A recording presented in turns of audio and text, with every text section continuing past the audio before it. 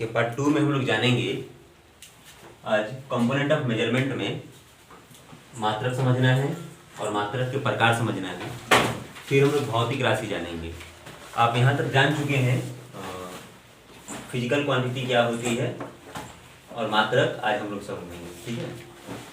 तो पहले एक छोटा सा एग्जांपल मैं आपको देकर समझा रहा हूँ। एक फिजिकल क्वांटिटी कोई बताएगा, जैसे मैं बता रहा हूँ लंबाई, क्या जी लंबाई। तो लंबाई क्या हो जाएगा, फिजिकल क्वांटिटी या भौतिक मात्रक इसको हम क्या बोलते हैं, या भौतिक राशि बोलते हैं। क्या बोलते हैं इसको, भौतिक राशि। फिजिकल लंबाई क्या हो जाएगा, भौतिक राशि। लंबाई को मापते किस में है, मीटर में। तो मीटर आपका क्या हो जाएगा, मात्रक हो जाएगा।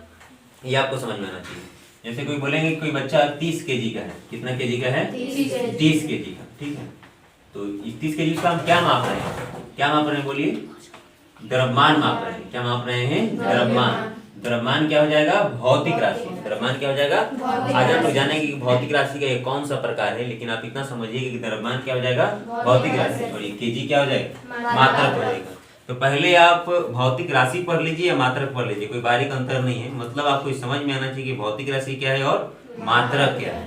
तो पहले मैं आपको मात्रक का ही प्रकार समझा दे रहा हूँ, ठीक है। अब समझिए, नहीं तो चलो मात्रक का ही पहले प्रकार समझा देते हैं।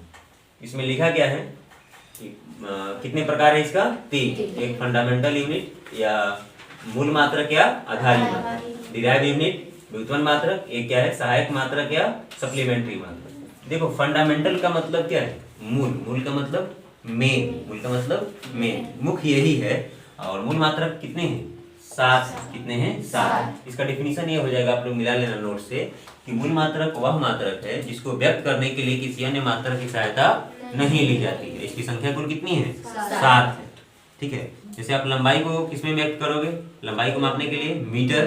तो मीटर क्या हो जाएगा, मूल मात्रक। द्रव्यमान को व्यक्त करने के लिए किसका प्रयोग करोगे, केजी का। तो केजी क्या हो जाएगा, मूल मात्रक। समझ में आ रहा है ना, यानी ये भी बोल सकते हो कि मूल राशि को व्यक्त करने के लिए जिन मात्रक का प्रयोग करते हैं उसे हम क्या बोलते हैं, मूल मात्रक। और इसका संख्या कितनी है, 7 है, ठीक है। अब धीरे धीरे समझ में आएगा आपको। अब देखो व्युत्पन्न मात्रक क्या होता है। व्युत्पन्न मात्रक वैसा मात्रक जो मूल मात्रक से ही निकला हुआ है। जैसे एग्जांपल मैं आपको दे रहा हूँ व्युत्पन्न मात्रक का। जैसे क्षेत्रफल निकालने के, जैसे आयत क्षेत्रफल निकालने के लिए आप किसका प्रयोग करते हो, लंबाई गुने चौड़ाई करते हैं हमने। तो लंबाई गुने चौड़ाई मतलब लंबाई गुने चौड़ाई। लंबाई को भी किसमें मापेंगे, मीटर में। चौड़ाई को भी किसमें मापेंगे, मीटर में। तो यहाँ पर क्या हो जाएगा, मीटर स्क्वायर। यहाँ पर मीटर स्क्वायर क्या हो जाएगा, व्युत्पन्न मात्रक। क्यों, क्योंकि ये मूल मात्रक से ही निकला हुआ। देखो तो मीटर आया है तभी तो ये हुआ है ना। तो मूल मात्रक कौन कौन हो जाएगा, आगे हम सीखेंगे मूल मात्रक कौन होगा। अभी आप समझो कि मूल मात्रक एक आपका मीटर है और केजी है, सेकंड भी होता है। 7 है मूल मात्रक। मूल मात्रक कितने हैं, 7 है, ठीक। अब देखो सहायक मात्रक क्या होता है, जो इन दोनों मात्रकों का क्या कर सकता है, हेल्प करता है, ठीक है।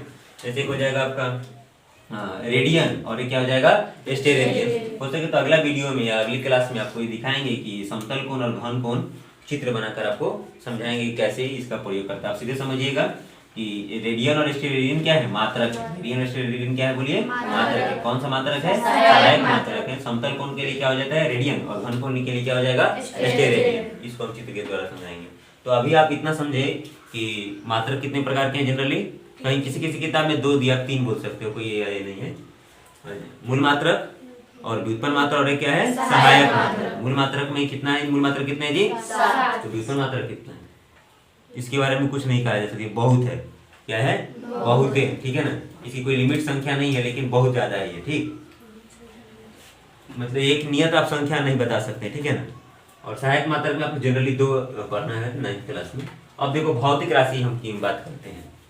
अगर आपको ये वाला याद है ना कि मूल मात्रक वह मात्रक इसको व्यक्त करने के लिए किसी अन्य की सहायता नहीं ली जाती, उसे हम क्या बोलते हैं, मूल मात्रक। तो अब देखो भौतिक राशि क्या है, कि वैसी राशि या वैसी भौतिक राशि जिसको व्यक्त करने के लिए किसी अन्य राशि की सहायता नहीं ली जाती है, उसे हम क्या बोलते हैं, आधारी राशि या फंडामेंटल क्वांटिटीज बोलते हैं। आप लोग नोट्स पे भी देखते रहना, ठीक है।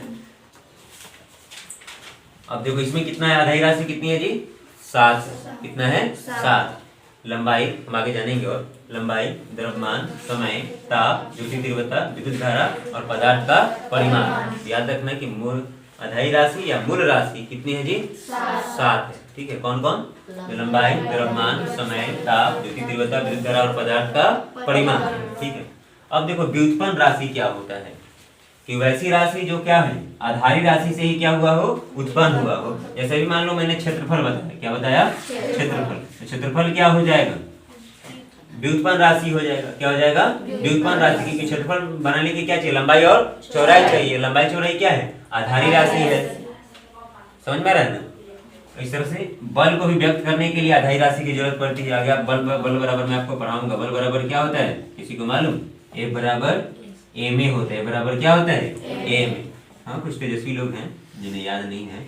F बराबर क्या होता है? ma। क्या हो जाएगा? द्रव्यमान गुने त्वरण, ठीक है। फिर आप यहाँ पर आधारी राशि क्या हो जाएगा? द्रव्यमान, त्वरण आधारी राशि नहीं है, व्युत्पन्न राशि है, लेकिन इसको और आप छोटा करोगे तो ये क्या हो जाएगा?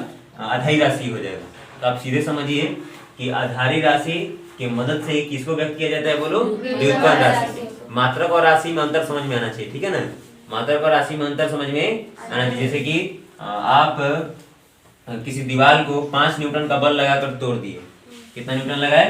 5 न्यूटन, ठीक। तो यहाँ पर बल कितना लगा? 5 न्यूटन, ठीक है। तो बल, ये बल क्या हो जाएगा? भौतिक राशि, सॉरी, हाँ वही भौतिक राशि है, बोल सकते हो आप। ये व्युत्पन्न राशि कौन राशि है? व्युत्पन्न राशि। और यहाँ 5 क्या हो जाएगा? परिमाण हो जाएगा। n क्या हो जाएगा? मात्रक हो जाएगा, ठीक है। तो आप आधारी राशि भी समझ गए, व्युत्पन्न राशि भी समझ गए, और आप एक समझिए सहायक राशि, इसमें समतल कोण और घनकोण शामिल है, ठीक है। तो मात्रक आप समझ गए। मात्रक ये सब माना हुआ है, ये सब क्या है? माना गया है कि एक इतना मीटर, एक इतना लंबा 1 मीटर होगा। इसको हम किस में मापेंगे? मीटर में मापेंगे, सेंटीमीटर में मापेंगे। आगे हम लोग सीखेंगे कि मीटर को सेंटीमीटर में कैसे कन्वर्ट करेंगे, सेंटीमीटर से मीटर में कैसे जाएंगे, जूल या पाउंड वगैरह भी हम लोग जानेंगे। यहाँ तक बोलो समझ में आया कि नहीं आया? तो यहाँ तक आप संपूरक राशि तो कंप्लीट कर चुके हो ना? इसके बाद क्या है? मात्रकों की पद्धति है, ठीक है।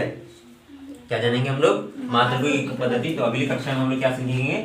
मात्रकों का पद्धति।